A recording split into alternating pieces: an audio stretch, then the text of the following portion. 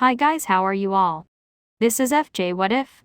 Today we are going to discuss about what if Naruto was Madara's student part 4. Before start the episode, please like and subscribe my channel. Chapter 4. The Akatsuki. Pain was staring out at Amigakure again. His thoughts were upon the new candidate in the Akatsuki. Ryu Yokeis, an S-rank shinobi who had recently infiltrated the Hidden Leaf village.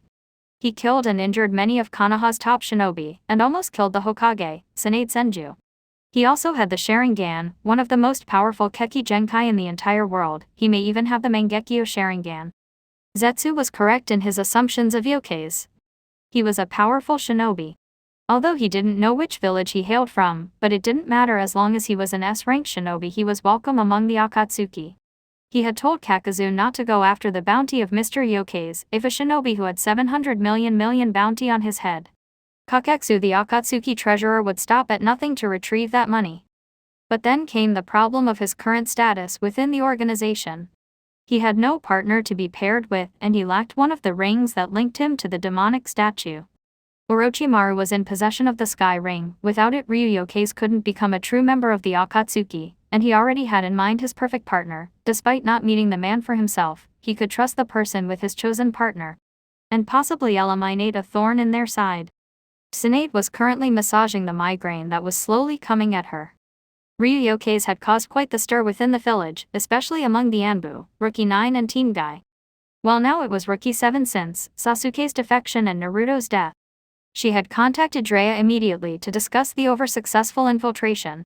And what she heard and saw of this Yokeis was something that needed to be discussed behind closed doors lest Danzo and the elders get wind of it. But despite all the information she was able to put together, it felt like what Yokeis showed was only the tip of the iceberg of his power, and she had this nagging feeling that Ryu was just toying with all the ninja he fought.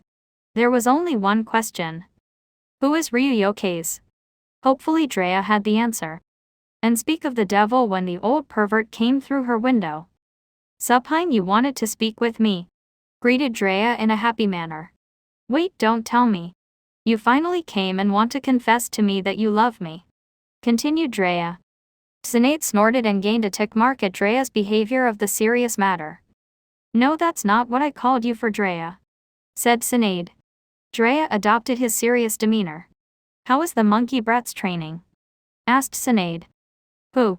Konohamaru. If you told me that he might be an idiotic genius, I would have spat sake in your face, said Drea.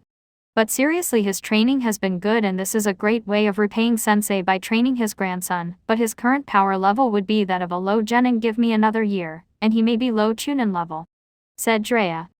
Tsunade nodded at this. She remembered when the young Sarutobi barged into her office 2 years ago and demanded that someone train him so that he could avenge Naruto and bring his killer to justice.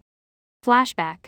It had been a month since Naruto's death, and Tsunade had been working tirelessly since she took up the god-awful position of Hokage. Konohamaru Sarutobi was an interesting case. From being one of the biggest prankstars in the village, he now became determined to exact justice on Sasuke Uchiha for killing his surrogate brother Naruto. Ebisu, his personal trainer, would come over and tell her of his training and saying how he was glad that the demon brat was gone, and that he was not corrupting Konohamaru. Technically, Naruto was helping the kid in his usual way. Tsunade heard this and he landed in the hospital for 3 months. She was just approving a B-ranked mission when the boy she called Monkey Brat came barging into her office. Hey, you old hag, yelled Konohamaru. Tsunade reined in her temper, but she did have 2 prominent tick marks on her forehead. There was only one person who was allowed to call her old, and any copycat of that person just pissed her off even more. Konohamaru Sarutobi was definitely a second Naruto Uzumaki Namikaze, because that was the blonde's true name. Yes, Monkey Brat, answered Tsunade with Konohamaru's nickname. She was busy, she had no time to be dealing with this. I need a new sensei since you're the one that put the closet pervert, Ebisu, in the hospital, said Konohamaru while pointing his finger at Tsunade. Then opportunity hit her like bricks. Well, there happens to be a certain shinobi that can take you on as his apprentice, said Tsunade with a glint in her eye. Yeah, who? Asked Konohamaru. If this guy was a better teacher than Ebisu, then he would not use the sexy jutsu again. You can find him at the hot springs, can't miss him, said Tsunade. Konohamaru walked out of the office and went on his way to the hot springs. Flashback end. Drea took Konohamaru on a training trip. thereby killing two birds with one stone. The hot springs were safe from the world's biggest pervert and she got an annoying brat out of her hair. Sinead, back to the real reason why you called me back to the village, said Drea. Sinead was about to answer when the very people she didn't want to see walked into her office. Danzo and her personal advisors. Hokage-sama, we need to talk, said Kaharu Utatane. Just great, as if I had enough to deal with, thought Sinead. We received reports that the village had been infiltrated. Again, said Danzo. In his mind, Danzo didn't believe that Sinead was competent enough to be Hokage, like her predecessor Hiruzen. The Sandaime should have given Danzo custody of the QB container the moment the beast was sealed, and he should have given the last Uchiha as well to undergo emotional training and become a tool of the village loyal to him. Yes, that's why I called Drea here as well, said Sinead. Wait, Haim. Someone snuck into the village? Inquired Drea. Sinead nodded at him and began to elaborate. 1 week ago an assailant penetrated the defenses of the Leaf. His name was Ryu Yokaze, started Sinead. He was able to pass by the detection barrier and knocked out 2 Chunin stationed at the main gate of the village, and yet he wandered around the village as if he was a citizen. We are currently unaware if he had an ulterior motive, but he was after what we believe is the Hirashin no Jutsu of the Yondaime Hokage, informed Sinead. And was he able to get the Yondaime's jutsu? Asked Danzo. We believe so. But we don't know. No one has been inside the Yondaime's estate ever since the Kyuubi attack 15 years ago. And the only person that was allowed in was the Yondaime's stated heir, replied Sinead. But the Yondaime had no heir, Sinead. What you are spouting is nonsense and flawed information, spat Danzo. The old Warhawk had been trying for years to get the Hirashin for his root program, but Sarutobi always denied him, and he couldn't get into the estate to begin with. Then you obviously don't remember the hospital incident 2 years ago, when a member of the Akatsuki ran a blood test at the hospital, said Drea. That was Naruto's blood, they were scanning it since he was Minato's heir. Impossible, screeched Kaharu. There is no possible way that the demon brat is the son of the Yondaime. Drea pointed his finger to the picture of the Yondaime hanging up on the wall. The elders saw it, the resemblance between Naruto and the Yondaime, but they refused to believe all the evidence that was in front of them. You can't dispute all the evidence, and we also have a birth certificate and we can always show the recording from 2 years ago, said Drea. The elders had to accept the fact that Naruto was the Yondaime's son. In Minato's will it stated that Naruto would inherit everything from his father when he turned 18, including the Hirashin, and if any of Naruto's children, should he have any, would receive the same benefit, continued Drea. But since Naruto is dead, there is no one to claim the inheritance, it is just void at the moment, finished the Toad Sennin. Then you should give me the inheritance, I can put everything within the Yondaime's library to use, suggested Danzo. This was his last chance to get his hands on the Yondaime's signature jutsu. No, said Sinead. Danzo scowled at the Shodaime's granddaughter. In the will it was never mentioned that any of the Yondaime's jutsu would go to the village. So the estate and all its contents will be just an old ruin. But let's get back to the original reason why I called Drea here and not you three, spoke Sinead as she glared at the elders. Ryu Yokaze was able to sneak into the village, kill multiple Anbu and injure several clan heirs and top jonin. We are unsure if he was contracted to do this, or he was here on his own free will, but what we did discover was. But she interrupted by Drea. Wait, Haim, who is this Ryu Yokaze? Queried Drea. I'd thought you would have some information on this person, said Sinead. Sorry, Haim, never heard of the guy before, answered Drea. So could you update this guy on me? Ryu Yokaze is a now wanted S-rank ninja, his background is unknown, his age is unknown, we didn't see any scratched out headband or any headband signaling ninja allegiance, and he didn't use any skills that samurai are known to use. As a person he is a complete unknown, but we were able to get a few things on him when he attacked our shinobi, you should look it up in the bingo book, notified Swan. He accessed the village and killed several high-ranking Anbu. And quite possibly has the Hirashin, continued Sinead. It's like this person fell out of the sky, he is just a complete mystery. This is bad, Haim. We need to be careful around this Ryu Yokaze, warned Drea. Yokaze also has the Sharingan, informed Sinead. Drea was acting like a gaping fish. How could this person possess the Sharingan? Only 3 people in the world possess that Keki Genkai, which is Itachi, his brother Sasuke, and a transplanted one in Kakashi. What should we do about yokais? Asked Jiraiya, getting over his shock quickly. I don't know, this man is a ghost. He disappeared as soon as he had appeared, and then we lost all traces of his presence. We had the Inuzuka try to find him with his scent, but it was lost as soon as he vanished, and the Hyuga clan were unable to find him within the village. Probably by then he had already escaped. But if we do see him, we capture him and find out any information and intelligence he may have. And if we cannot, we kill him and burn his corpse, said Sinead. But while this was happening, Danzo as usual was plotting something. He was thinking that if he could persuade this Mr. Yokais to join the League and serve under him as a root agent, then he could gain a powerful asset, if what he heard of what Yokais could do. Pain was watching over Ame. Ryu Yokais had received his invitation into the Akatsuki. It had been a week and Pain had yet to receive his answer. Zetsu materialized from the floor, only his torso was visible. Leader Sama, Ryu Yokais has entered Ame. He has officially agreed to join the Akatsuki, said Zetsu. Pain never showed any emotion, but he was pleased that Ryu had accepted the invitation. Very good, Zetsu. I will summon the other Akatsuki members in order to introduce him and await his partner, spoke Pain. In fact, I'm happy that Yokais joined us. I want to see what he's like. Naruto, now going by the alias of Ryu, was walking through the village hidden in the rain, his face stoic and emotionless. He didn't turn his head to look at anything except for the path he was wailing on. His coat's hood was down because he didn't need to hide his face from the population of Ame, though he still got his Sharingan active. But something strange was happening to him. Out of the corners of eyes, and thanks to the increased vision of the Sharingan, he could see several women stripping him with his eyes, and they were giggling amongst themselves and blushing. Naruto hadn't had interaction with the females of his species for over 2 years, and he had little social interaction besides Zetsu and Madara. The women's eyes were either directed at his face, which led him to the conclusion that he was handsome, and a few days ago, he did notice a change in his face. It was now more angular, and his eye shape was more narrow like his father's, but still round and most, like the chin-length strands of hair on the sides of his face and the nose-length strands that fell between his eyes may have accentuated his overall attractiveness. Their eyes were also directed at his muscles, which he noted were lean and rippling.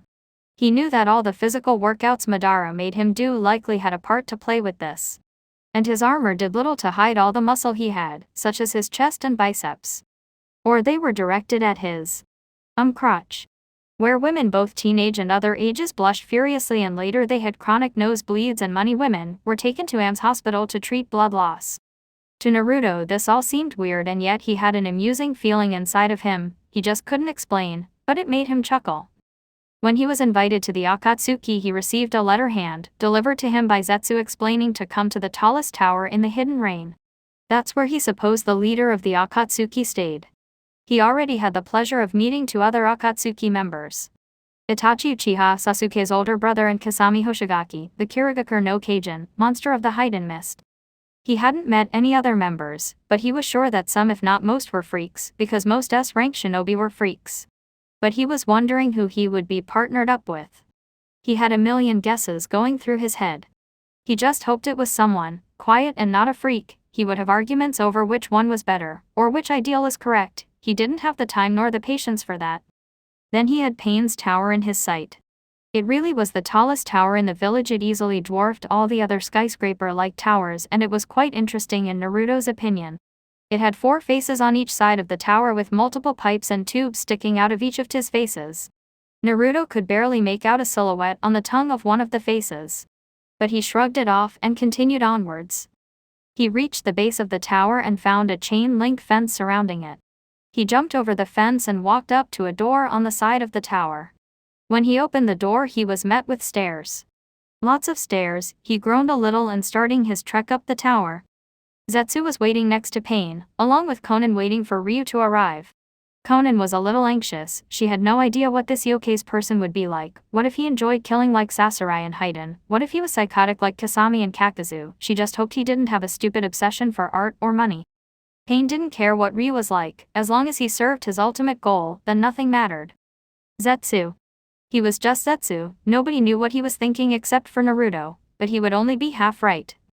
They heard footsteps coming from the door behind them, and the small sound of armor clanking a little.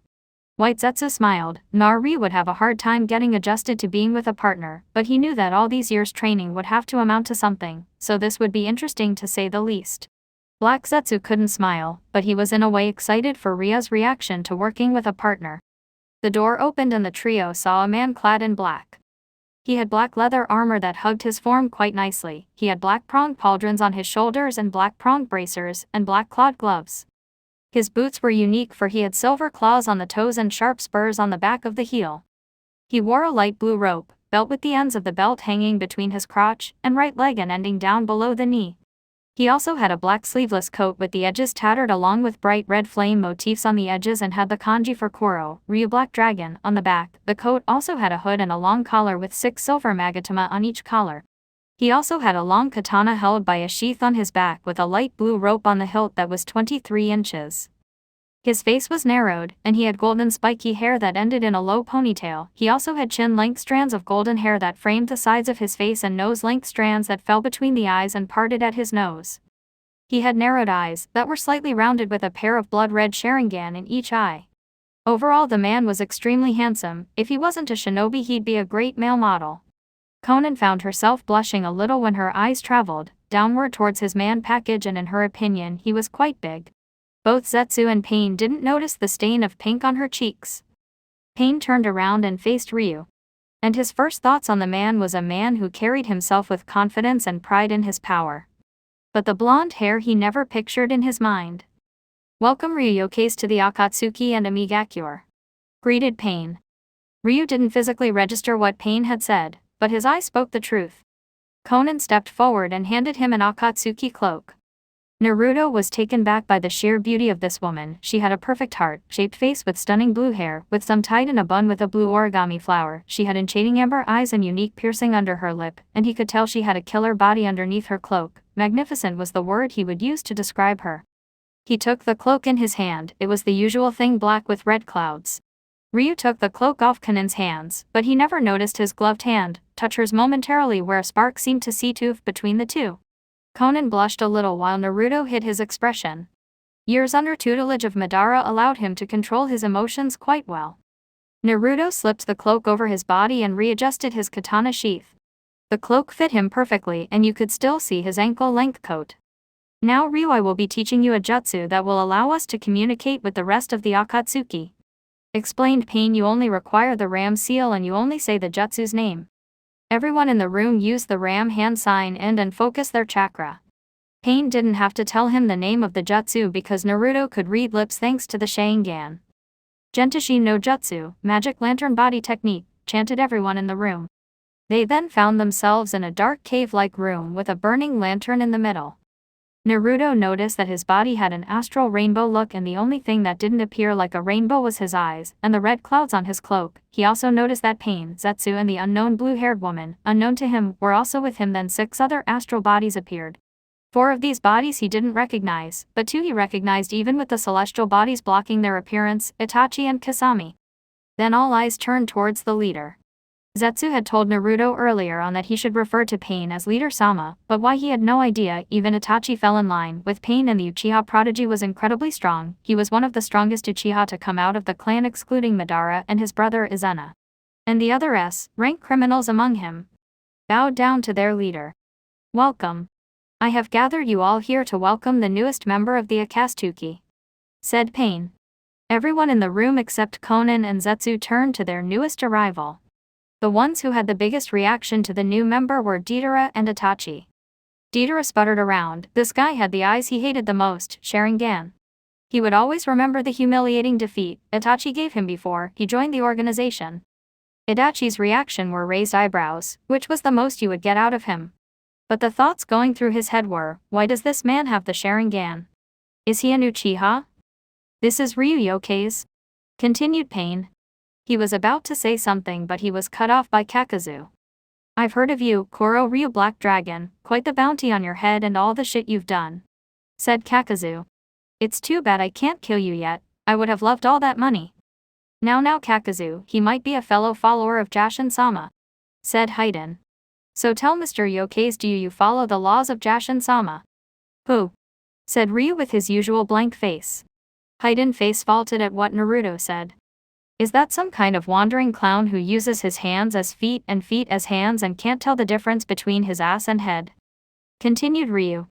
Now Haiden was pissed this blasphemer was insulting his god, and to top it off he had an annoying smirk that spoke, "I'm superior to you." The Jashinist looked ready to kill someone.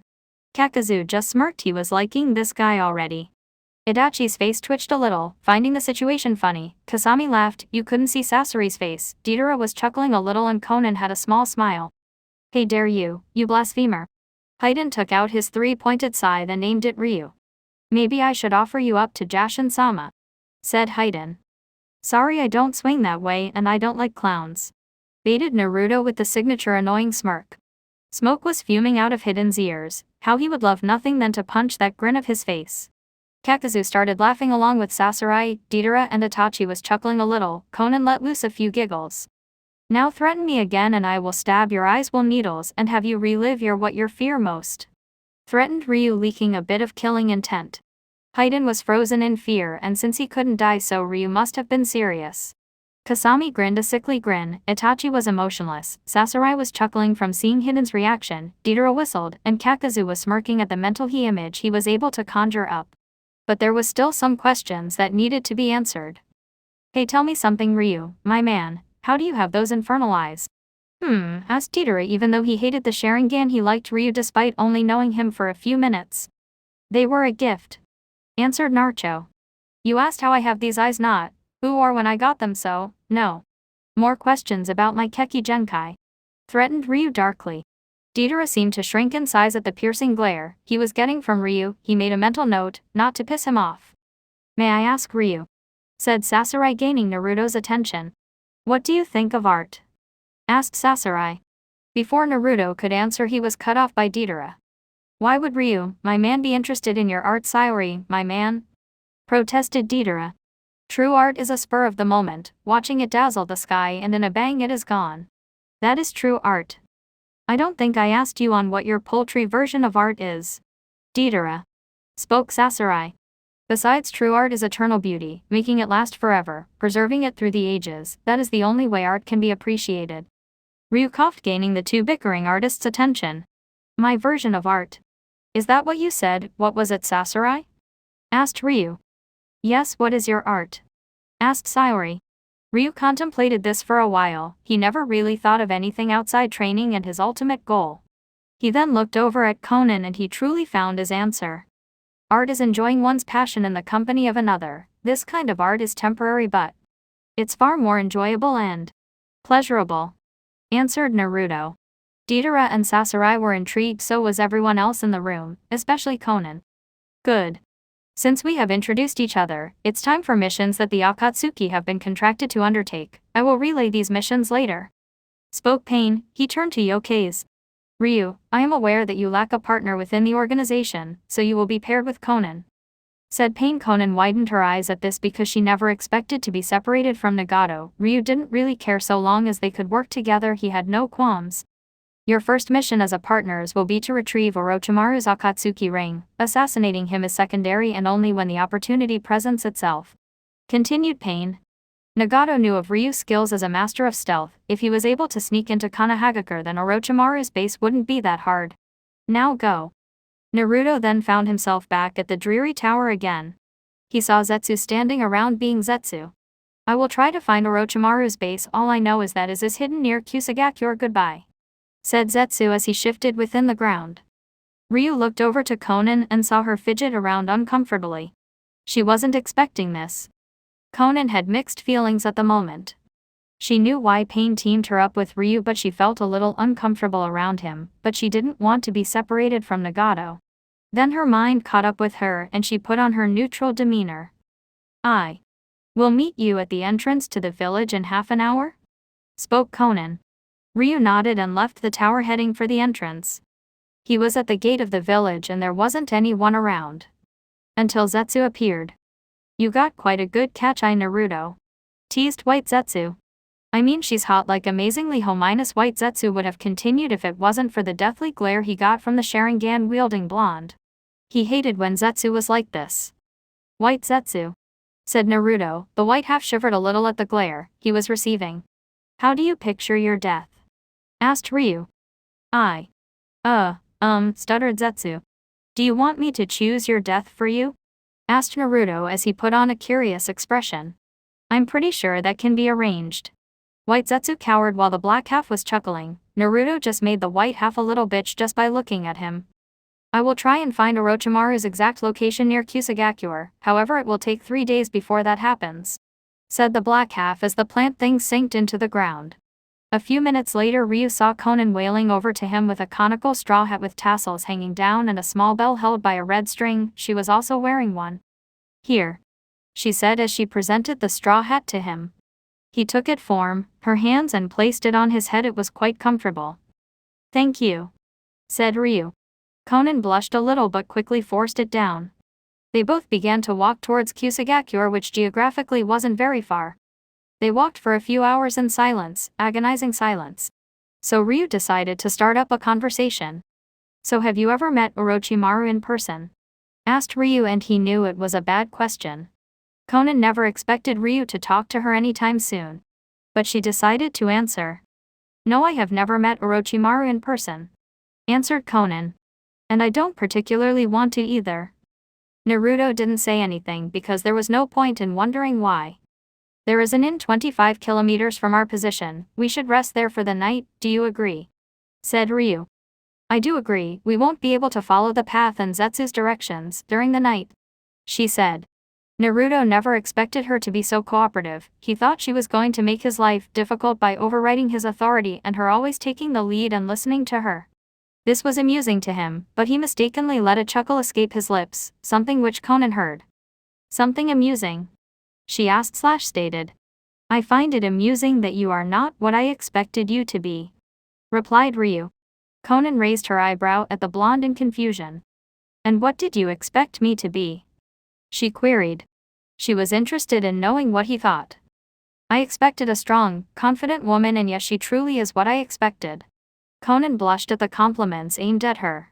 But I also expected a woman who would override my authority or follow her own lead, and only she chooses the decisions in, example, what road we should take.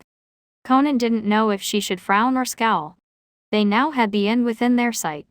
They opened the door and they heard a bell ring. There was a middle-aged woman behind a desk. She had dark brown hair and brown eyes. Welcome to the Sleeping Lamb, greeted the woman. Ryu removed his hat and held it within his hand. The woman at the counter blushed heavily. Was this guy a male model? But his eyes were a little strange. Konan walked up next to him and also removed her hat. We require rooms for the night and food as well will be good, said Konan neutrally. The woman turned her attention to her and nodded, but also gave off a hint of jealousy. Are these two together? Very well, it just so happens we have a few free rooms, she said. Now will that be one queen-size bed or king-sized? She asked. When Naruto and Konan heard, both blushed until Naruto decided. No, we are just colleagues. That will be T2 queen-sized beds and that's all, stuttered the Ryu, clearly flustered.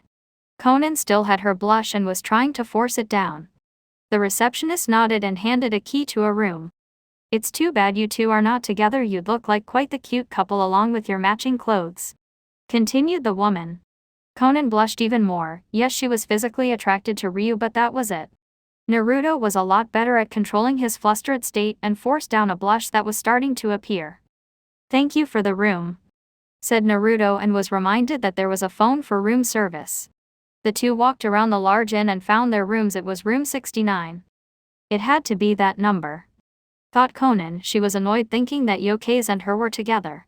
Naruto just looked at the number, as if it was a number. Being cooped up in a dark cave had caused him to become disconnected from a few things. They walked in and saw 2 beds, queen-size beds, a coffee table surrounded by chairs, a small bathroom and a small kitchen. And by the door was the telephone used for room service. Are you hungry? Asked Ryu. Konan looked at him for a second and was about to say something before the growl of her stomach cut he off. I'll take that as a yes. He took the phone and let it ring for a while. Then a voice answered. Yes, I would like to have some food. Konan heard a bit of gibberish. You wouldn't happen to have ramen? She heard even more gibberish. Then Naruto turned to her. What do you want? Konan hesitated for a second, but her hunger was more important at the moment. Do they have flame-broiled fish? She asked. Do you have flame-broiled fish? Said Ryu into the phone. Yes, that would be all. He put the phone down and sat on one of the beds. The food will be here in half an hour. Conan sat down on the opposite bed. I think we should get to know each other, said Ryu out of the blue. Conan looked at him curiously. I want us to be able to work together. We don't have to like each, but understanding each other's fighting style and among other things will encourage teamwork. And not get us killed at the same time, explained Naruto. I will start first. I use all combat ranges ranging from long to close quarters combat, though I prefer close quarters. I am very ninjutsu heavy, and sometimes I use genjutsu. I like to mock my opponents so they can lose focus and make mistakes, and I prey upon those mistakes, and finish them off my opponents. Conan was perplexed that he was willingly giving her information about him. She sighed knowing that he was correct. I am a ranged combatant, which will aid you because of your preferable being close quarters combat. I am able to turn my body into paper and hardening them with my chakra to become tougher than steel. I am able to form weapons from those paper sheets, as well, and I can suffocate people and slice them to pieces with said paper. And because the paper is infused with chakra, fire jutsus will hardly work against me, and water ninjutsu will have a similar effect, disclosed Conan.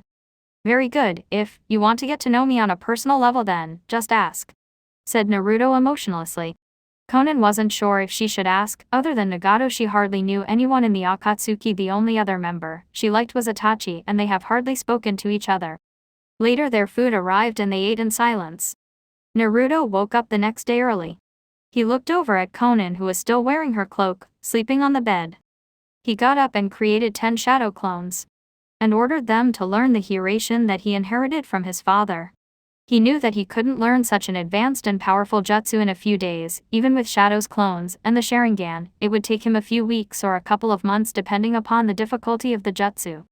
So the original Naruto meditated for a few hours. Even with the healing rate he had acquired from the Kyuubi, he still needed to meditate, so he could sort out the memories of his clones. Conan woke up and the first thing she noticed was Ryu Yosuke meditating on his bed. His chest armor was off, allowing Conan to see his great muscles. And she also noticed that his low ponytail fell between his shoulder blades and was thin, but not too thick. That was something she never noticed.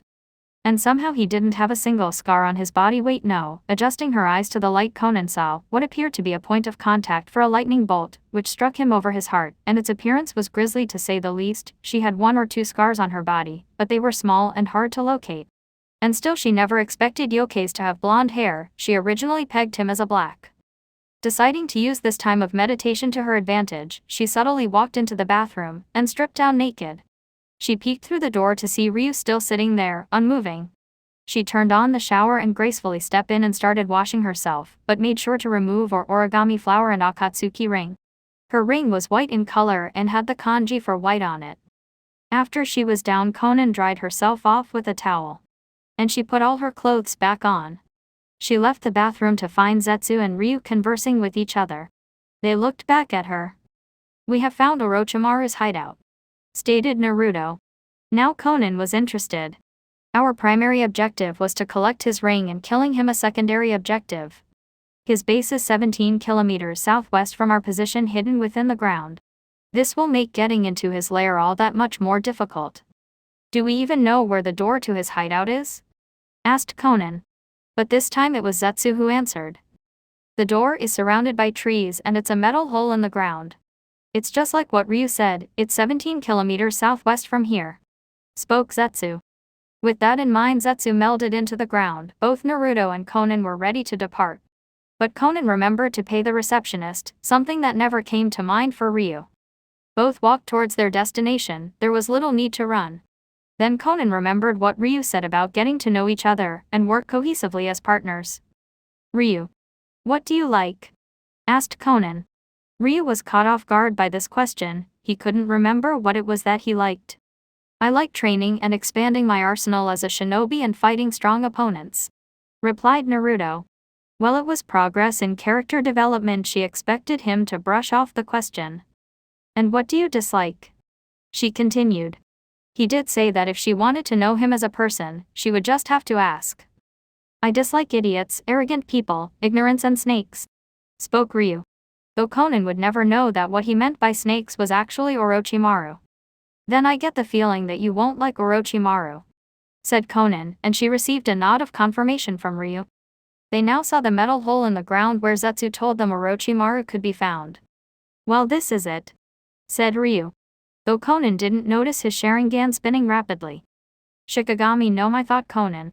Then her entire body was folding into paper, and then turning into paper butterflies. Naruto just watched unsurprised. She would have to get the paper from somewhere. Musaigakure no Jutsu, thought Naruto. His form then turned invisible, and both Akatsuki members dived into the hole, one invisible and the other thousands of paper butterflies. They were now in a dark corridor lit with burning candles. "We should inform each other if we find Orochimaru's ring or Orochimaru himself.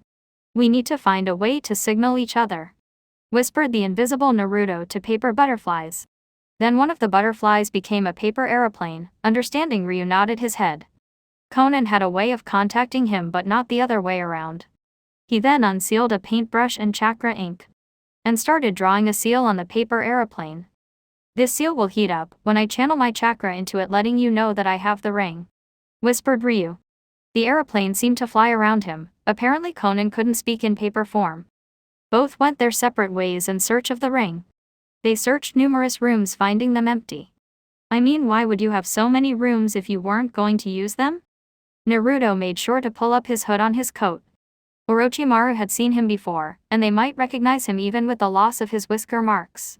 Even though Kabuto and Orochimaru couldn't see them, Sasuke could wit his Sharingan. And any other Dojutsu user like Neji. He opened a door and there was nothing but a barren room. He opened another, except this time it wasn't empty. By a desk in the room was someone he hated. Kabuto Yakushi. The pet of Orochimaru was fiddling with some medical salves. Then Naruto remembered something. Pain never ordered him to not kill the snake's puppets. Naruto drew his katana from its sheath on his back, slowly and without a sound. He walked up to Kabuto at normal pace. If he went slow, it would increase his reaction time and his body may be too fast for his mind to handle. He was now right behind Kabuto. He held his katana in a reverse grip and held it with both hands, ready to strike at the traitorous Leaf Nin's skull. He was about to administer the finishing blow before Kabuto turned around and started walking out the room. Naruto didn't have much time to get out of the way of Kabuto's path. But he lucky his blade was 5 millimeters away from touching Kabuto. Luckily his Sharingan and Madara's training helped him out a lot, and he was able to divert his body away from Kabuto's. He watched as Yakushi slinked away from the desk to who knows where. Ryu sheathed his katana and walked out of the room. He kept searching and searching, but there was no sign of Orochimaru's ring, but he knew the traitorous Sannin was here because if Kabuto was here, then the serpent wasn't far behind. He opened another room and came upon a ghastly sight. There were innocent people locked behind bars, and they looked skinny and malnourished. Naruto could even see some children among them. The old Naruto would have gone to any length to free these people, no matter the cost, even his own life. But the real Naruto wasn't like that. He dropped his invisibility and made himself known to the prisoners. Most if not all looked relieved to see him. "Please sir, save us," said a man trying to reach for Ryu's cloak but instead grabbed his boot. He only just noticed the foot coming down on his hand, and with an audible crack, the man's hand was broken beneath Naruto's heel. The man cried and Naruto didn't silence his cries. The other caged people were looking at Naruto with anxiety. Then Ryu went through some hand seals and ended on the tiger sign. "Aren't you gonna save us, mister?" said a small girl with tears in her eyes. "No," stated Naruto. "Katan, Enden, fire release, flame bullet," said Ryu as he spat out a large flame bullet at the imprisoned people. Their screams of pain reverberating through the base. Because Orochimaru experimented on people, these screams wouldn't draw anyone to him. Naruto watched the burning flesh of the innocent people, a small smile on his face. He envisioned the ignorant people of Konoha and all who had harmed or ignored him, and it felt good killing them. But yet he had set them free. How? Their suffering at the hands of Orochimaru must have been terrible, and they were to be used again and again for human experimentation and torture. They would have wanted to die afterwards. Ryu activated his invisibility and walked out of the burning room. He walked around inspecting the rooms. Then he came upon an extremely large room, and there in the center was someone Ryu wanted to kill the most just to settle the score with. Sasuke Uchiha. The young Uchiha was practicing with his own sword of Kusanagi. His movements were fast and precise, obviously had a good kenjutsu teacher. Must have been Orochimaru, since the snake man fawns over the kid. Ryu was just watching the Uchiha with a scrutinizing eye. He could sense that he had improved much over the past 2 years, but the former Jinchuriki wanted to know how much. Then Naruto saw Sasuke do a Kitari variation, which was clever, improving upon the jutsu that killed him. Then Sasuke turned his sight towards the door. He could see someone shrouded in chakra thanks to Sharingan. "I know you're there," stated Sasuke. Naruto wasn't surprised, and it seemed to still kept his arrogant attitude. Naruto deactivated his invisibility, letting Sasuke see his Akatsuki cloak plain as day. Sasuke wasn't expecting that, but kept his expression devoid of emotion as always. Thoughts were going through his head.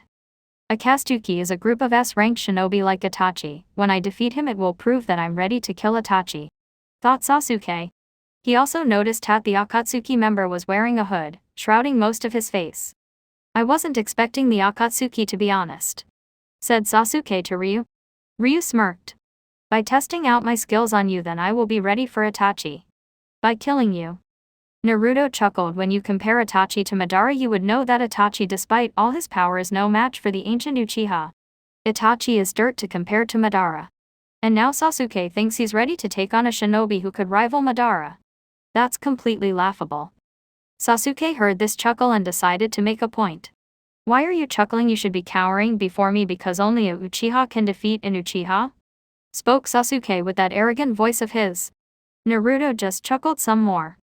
"Then you obviously don't remember all the losses that were handed to your clan by the Senju," spoke Ryu with that all-might smirk. Sasuke had enough and engaged Naruto in taijutsu by using the Ukka's signature interceptor fist. But Naruto just dodged or blocked his attacks as if they were slow to him. But the strange thing was he didn't attack back. Sasuke prepared his strongest punch aimed at Ryu's head. But to his utter shock, Ryu caught his punch effortlessly. Sasuke jumped back and went through hand signs. "Katan, Gokeki no Jutsu, Fire Release, Great Fireball Technique," shouted Sasuke as he blew out a fireball, the size of a horse, at Ryu. But to his shock, yet again Ryu cut through the fireball with his wind-enhanced katana. "Is that all you've got?" taunted Ryu. "You killed the Kyobi's container. I expected better. Where's your Uchiha superiority?" Sasuke was angered over this and drew his own sword. They both clashed. Sasuke wasn't able to get even a scratch on the guy. He just parried or strafed away from his attacks. Sasuke channeled his lightning chakra into his sword, increasing its cutting power. But Ryu just channeled his own wind chakra into his katana.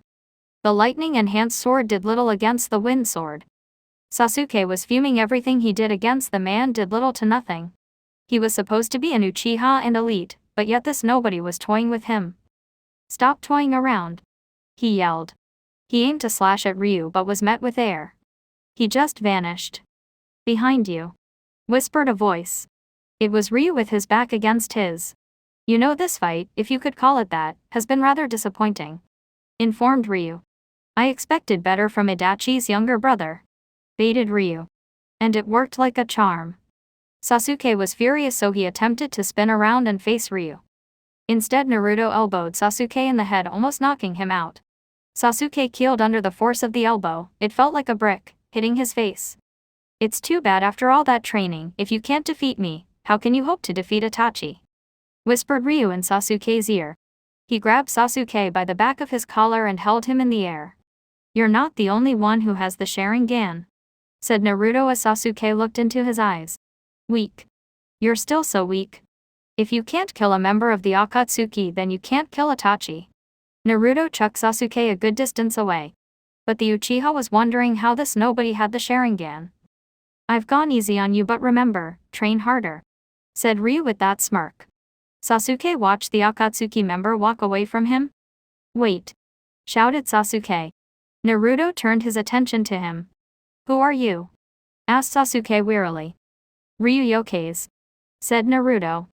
"I wonder how much bullshit can be avoided if I kill him right now," thought Naruto. But instead he knocked Sasuke out with his Sharingan-induced genjutsu.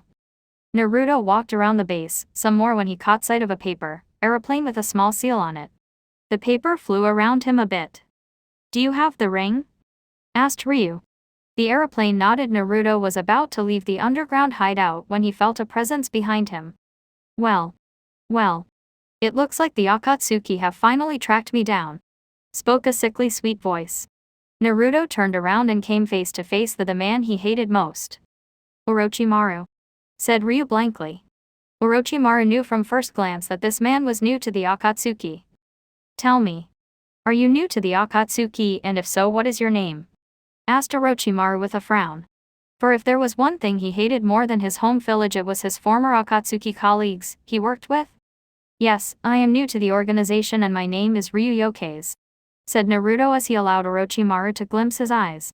Orochimaru gasped, seeing a pair of Sharingan that didn't belong to Itachi or Sasuke. Well, too bad, spoke Orochimaru sadly. I would love nothing more than to take your eyes for myself, and I can tell that you are stronger than Sasuke-kun Kukaku. However, I don't think you will leave this place relatively unharmed. Senajashu, hidden shadow snake hands, yelled Orochimaru as snakes shot out of his sleeve and at Ryu. Naruto took out his katana and sliced apart the snakes. However, when he looked up, the snake Sennin was gone. He deduced that the jutsu he used was only a diversion. He then took a step as a long blade shot out from under him and speared the roof above. Naruto channeled his lightning chakra into his katana, and stabbed the ground where the blade came from. Orochimaru used the hiding like a mole no jutsu, hiding like a mole technique, to disappear into the ground and attack with his snake sword. Orochimaru dodged the lightning blade that and jumped out from behind Ryu, but not before spitting out the snake that connected the sword. Ryu went through the hand seals and prepared a jutsu Reitan, Reiki Ite, lightning release, lightning orb. Naruto collected lightning chakra in the palm of his hand. It had a dark blue sphere around it with a small, black ball with flickering lightning sparking off it. Naruto threw it at Orochimaru, where a bright light of lightning ensued. The result, a large chunk of the building structure was vaporized and took the shape of a ball. There was some leftover lightning flickering around. Ryu was about to walk away as objective complete, but he heard dark chuckling form behind him. Orochimaru burst from the ground and expanded his mouth into inhuman lengths. Madara no Jin, formation of 10,000 snakes, thought Orochimaru as thousands of snakes slithered out of his mouth and were heading directly at Ryu. Each snake opened its mouth and the blade of sword served as replacements for their tongues. Naruto did the only thing logical. He ran. He ran for a few minutes with the bladed snakes following after him. Then he remembered something. Why can't I just use that jutsu? Thought Ryu. He stopped and faced the snakes head on. The snakes then landed on top of him, presumably piercing his body. Orochimaru smirked. That was one member of the Akatsuki taken care of. But he frowned when he saw a white skeletal being with 4 arms, 4 glowing yellow eyes and 2 forward-facing bull horns. Now Orochimaru felt fear. What is that? He yelled within his mind. And Naruto answered him as if reading his mind. This. Orochimaru is the perfect defense. Orochimaru was sweating. This thing in front of him was hellish in appearance and it literally struck fear into him. The Susanoo. And now I will finish what Itachi started, said Ryu. His Susanoo then started to form numerous white magatama in between its hands, which were attached by a string of chakra, and threw them at Orochimaru like shuriken. Fortunately for Orochimaru, he was barely able to dodge the shuriken-like projectiles, but he didn't notice that they created an explosive collision with the interior walls of the hall. Ryu, seeing his attack wasn't working, decided to change his attack pattern. He started going through some hand signs. Since he was in an enclosed area, he would have to lessen the size and destruction of the jutsu. Futon, Ryu Kaishoku no Jutsu, when release, Dragon Breath Technique, yelled Ryu. He blew out the head of a Japanese dragon, the size of his body, which flew at Orochimaru. Don't get confused between the Korya Kaishoku no Jutsu, this is just a weaker version. Naruto then channeled a large amount of chakra into his right eye and whispered Amaterasu. The wind dragon head was then set ablaze with black flames. Now it was cutting and shredding along with burning and scorching. Inten, Kanrya Kaishoku no Jutsu, Blaze Release, Blazing Dragon Breath Technique. Orochimaru didn't have enough time before he was consumed in the tearing and incinerating dragon head. The hall was then alight with black flames and the walls had deep scar-like marks. Ryu deactivated his Susanoo, which was still active. He looked at his handiwork, the blazing hall burning the walls. Objective completed. And finally he started walking away and back to the entrance of the hideout. Orochimaru's body was burning and bleeding terribly. He had underestimated the new Akatsuki member greatly. And those jutsus, the Susanoo and the Blaze Release combination with the wind, were magnificent. But he had bigger problems than thinking about that. Ignoring all the pain that was screaming at his body from the fire, and the throbbing deep cuts all over his body, Orochimaru widened his jaw like a snake, and a pair of pale hands opened up like a serpent, shedding its skin. The new Orochimaru escaped from his previous skin before the black flames could engulf. He no longer had any wounds, but the amount of chakra coupled with his wounds forced him to use a lot more than he expected. He was now panting heavily and coughing. Ryuyoke's was now at the top of his hit list. Naruto was walking back to the entrance of the hideout. He was wondering if he really killed Orochimaru, but if so it wasn't important.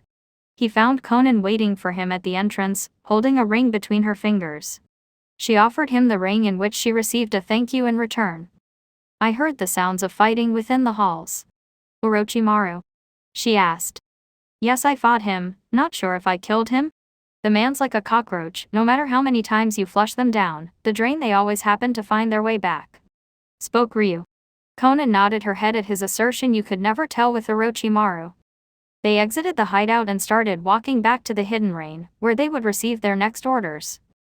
Naruto was mulling over his fight with which was one-sided from his point of view. That was the first time he tried a combination with Blaze Release, and the results pleased him greatly. He should have to try out more combinations with his Eternal Mangekyo, but with Wind Jutsu for the added devastation and power. But then a thought came to him, one of his goals among the Akatsuki. Eliminating the fake Madara. Pain wouldn't believe him, not since he just joined, even with Zetsu backing up his claim, and he knew that the fake only operated through Nagato. He would have to establish himself within the ranks and possibly have Konan join him, since her word among the establishment would outweigh his own. Thinking about getting Konan to join him was the easy part. Getting her to actually join him was a far more difficult thing. He also sensed that Nagato and Konan were close. They were not lovers, but great friends, he believed.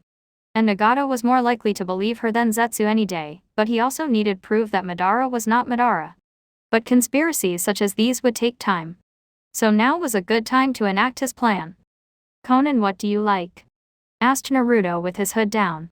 Konan blinked. Why was he asking such a question? What do you mean? She asked. Well, since you wanted to get to know me better, I wish to extend the same courtesy, said Ryu. Seeing no problem with it since she did the same thing, Konan answered. Well, I like origami and flower pressing along with helping pain, answered the Akatsuki member. Now Naruto knew why she loved origami, since her ninjutsu style was centered upon paper, but the flower pressing was new to him. But helping Nagato was no surprise. She seemed adamantly loyal to him, loyalty he could exploit. And what do you dislike? Continued Ryu. I dislike feeling useless. And watching friends die, she replied. These dislikes were ultimately fueling Naruto to have Konan as an ally on his side. I see, those are very admirable and gorgeous qualities you have, said Naruto. Konan blushed at his compliment. She never expected such reaction out of him. She was sure he'd be disgusted by her hobbies. And being called gorgeous wasn't helping her fight her blush. It would take another day to reach Amigakure, and the sun was going down at their fastest speeds. They wouldn't make it to the village, and they passed by the inn they were at a few days earlier, so they had to camp out, during the night, in the forest. Unfortunately, neither of them bothered to pack a camp, so they had to make do with sticks and twigs for a fire, and the ground as beds. Naruto wasn't bothered by the cold. Living in a dark, cold hovel for 2 years helped him out greatly. But Konan was a different story. She had tried to get to sleep, but the cold wind scratching her face was preventing her from doing so. She then felt something warm against her back. When she touched it with her hand, she felt clothing and fur muscles against it. Don't worry, said Ryu out loud. His body was pressed up against her. It was to her an intimate and compromising position. I saw you shivering, so I helped out. I didn't ask you to help me, bit back Konan. Naruto still had the expressionless face of his. Doesn't matter, you were cold and now you're warm, reassured Ryu. Fine, relented Konan. She dozed off to sleep in the comfort of the blonde. When Konan woke up, she was shocked to find Ryu and herself in his arms. Their faces were a few centimeters apart, and his bosom was pressed up against him, and her hands were on his chest. She looked at his face. It was calm and serene, but at the same time, it looked similar to his usual expression. Her face turned a deep shade of scarlet, and she tried to ease herself out of his arms, but that only helped in making his grip on her stronger and resulted in pulling her face into his chest with his chin above her forehead. She knew that the only way to get out of his embrace was to wake him up, but the warmth he was generating from his core was quite soothing to her, and a part of her wanted to stay a little longer in his arms. She squirmed in his arms a little, but she looked back up to see a pair of Sharingan staring at her. To say she was intimidated a little was correct. Naruto let her out of his embrace and got up off the ground. "Did you sleep well?" questioned Ryu. Konan nodded her head at this. She didn't notice the red stain that adorned her partner's cheeks. "We should continue on to Amigakure." He was stopped by Konan, who held out her hand, which had Orochimaru's former ring in it. "Take it. It's yours now," she urged. The ring was slate blue in color and had the kanji for sky in the middle. Naruto took the ring from Konan's hand and placed it on his armored right index finger. They then began their journey back to Amigakure. They were now at Amigakure and were walking to the tallest tower. Konan used her signature paper, jutsu, and turned into paper butterflies and flew across the village, while Ryu used his invisibility jutsu and walked to the tower. They found Pain in his usual place staring at the village. "Were you successful?" said Pain as he turned towards Naruto. Ryu showed him the ring on his finger. "Is Orochimaru dead?" "I'm not sure. Orochimaru has a habit of escaping death," stated Ryu. "It doesn't matter as long as you have the ring," said Pain. "Zetsu has informed me of your cooperation and the success of your assignment. Therefore I have decided to make you two permanent partners." Konan was a little saddened by this. Naruto just inwardly smirked. Nagato was making his plans easier for him. Konan got over her bout of sadness and held her neutral expression. It was easier for everyone if she cooperated. "I will contact the Akatsuki and tell them the news of a new confirmed member," said Pain as he did the hand sign for the Gentashin no Jutsu, magic lantern body technique. Both Naruto and Konan did the necessary hand seal. And they found themselves back in the same dark room with the burning lantern in the middle. Then astral images of the other Akatsuki members became visible. "Ryu Yokase is now a full member of the Akatsuki," informed Pain. Kasami smirked. He liked Ryu. Deidara as well. He respected Yokaze's version of art. You couldn't see Sasori's expression. Kakazu grinned. He liked Ryu a lot since he caused so much trouble for Haiden. Itachi was unreadable and Haiden fumed. He was hoping Orochimaru would kill the prick. "And he will be partnered with Konan permanently," said Pain. "Now within a year, we will begin the capture and extraction of the Biju, and 2 years from then we will capture the Kyuubi. Until we begin our true operation within a year, we will be gaining funds for the Akatsuki." All the members nodded at this. "I will relay the missions and assignments, and if I cannot, Zetsu will." Then the astral body started disappearing. Naruto and Konan were brought back to their original positions. They spared each other glances. Red met Amber and Amber met Red. They both walked out of the room and gathered any necessities they would need for any of their traveling. Then Pain approached them. "We have received various missions from Kirigakure, from the Mizukage herself. I will send you two there to complete any missions that require your capabilities and attention." "Very well, Leader Sama," said Ryu. He sealed some things into his seals on his wrist and made sure to check if he missed anything. Naruto had never been to the Land of Water. He wanted to see how the country differed from the Land of Fires, and he wanted to meet the Mizukage, whose beauty is said to rival Tsunade's. He wanted to see if those rumors were true. He strapped his katana to his back, dusted off his cloak, and he and Konan left Amigakure behind, heading towards the Land of Water and Kirigakure. Who knows, maybe there would be some unexpected surprises there.